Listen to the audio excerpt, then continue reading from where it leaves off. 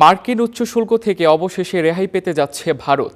রাশিয়ার জ্বালানি তেল না কেনার প্রতিশ্রুতিতে 50% থেকে শুল্ক নেমে আসবে 18%। নিজের এক্স অ্যাকাউন্টে তথ্য জানান ভারতের প্রধানমন্ত্রী নরেন্দ্র মোদী। যদিও শুল্ক কমার বিষয়ে ট্রাম্প প্রশাসনের পক্ষ থেকে এখনও কোনো বিবৃতি দেওয়া হয়নি। বিস্তারিত ঈশিতা ব্রহ্ম রিপোর্টে। প্রথমে 25% পারস্পরিক শুল্ক, এরপর রাশিয়া থেকে জ্বালানি তেল কেনার অপরাধে আরও 25% শুল্ক। মিত্র দেশ হয়েও যুক্তরাষ্ট্রের শুল্ক খড়গের শিকার হয়েছে ভারত। নানা চাপের মুখে শেষ পর্যন্ত মস্কো থেকে জ্বালানি তেল কেনা বন্ধের সিদ্ধান্ত নেয় নয়াদিল্লি। এরপরই ভারতের ওপর আরোপিত শুল্ক নেমে আসে 18%।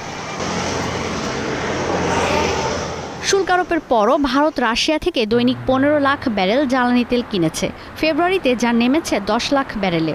সোমবার ট্রুথ সোশ্যালের এক বার্তায় মার্কিন প্রেসিডেন্ট ডোনাল্ড ট্রাম্প জানান, রাশিয়া নয়, ভেনেজুয়েলা এবং যুক্তরাষ্ট্র থেকে জ্বালানি তেল কিনবে নরেন্দ্র মোদী সরকার। এজন্য ভারতের ওপর কমছে শুল্ক চাপ, যে সিদ্ধান্তকে স্বাগত জানায় মোদী প্রশাসন।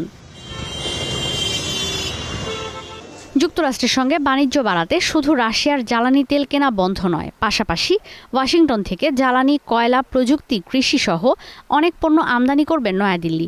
এতে ভারতের সঙ্গে মার্কিন বাণিজ্য ঘাটতি কমে আসবে। ডোনাল্ড ট্রাম্প জানান, কিছু ক্ষেত্রে যুক্তরাষ্ট্র থেকে আমদানি পণ্যে ভারত শুল্ক ছাড় দেবে।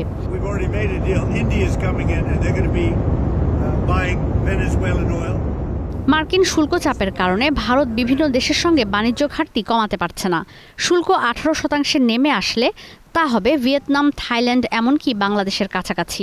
বাংলাদেশে এই শুল্ক নামতে পারে 15%। বিশ্লেষকরা বলছেন, যতক্ষণ পর্যন্ত যৌথ বিবৃতি না আসছে, এটা রাজনৈতিক সংকেত হতে পারে, যে কারণে ভারতের উদযাপনের সুযোগ নেই। আন্তর্জাতিক গণমাধ্যমগুলো বলছে, বর্তমানে বিশ্বের তৃতীয় বৃহত্তম জ্বালানি তেল আমদানিকারক দেশ ভারত।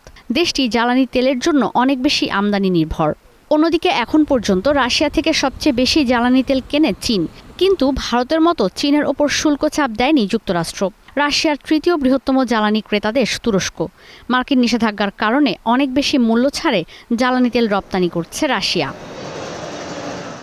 ঈশিতা ব্রহ্ম, স্টার নিউজ।